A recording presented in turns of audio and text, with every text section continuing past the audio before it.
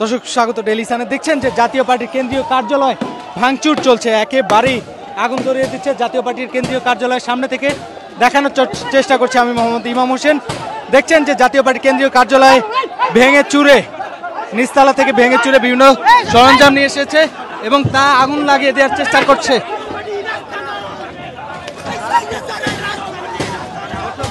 যেমনটি দেখছেন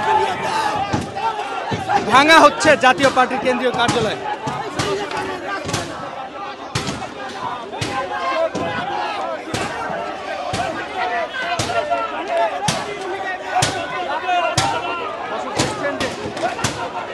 নৈরাজ্য সৃষ্টি হচ্ছে একদম জাতীয় পার্টির কেন্দ্রীয় কার্যালয়ে যে সকল সামগ্রী আছে সেই সকল সব সামগ্রী করে দিচ্ছে এবং পুলিশ অ্যাকশনে যাচ্ছে। দেখছেন যে পুলিশ অ্যাকশনে যাচ্ছেন। দর্শক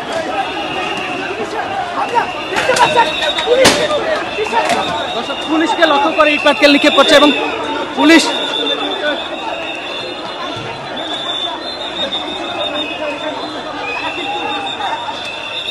দর্শক দেখছেন যে একদম জাতীয় পার্টি কেন্দ্রীয় কার্যালয় যেটি আছে সেটি একদম ভেঙে চুরে ফেলেছে এবং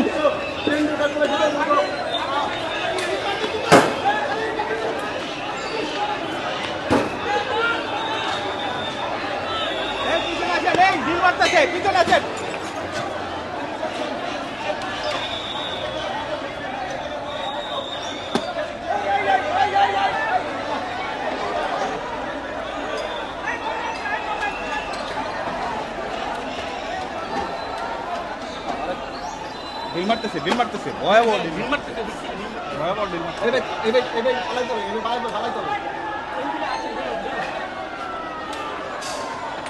এই ভাই বিল মারতেছে গায়ে লাগছে।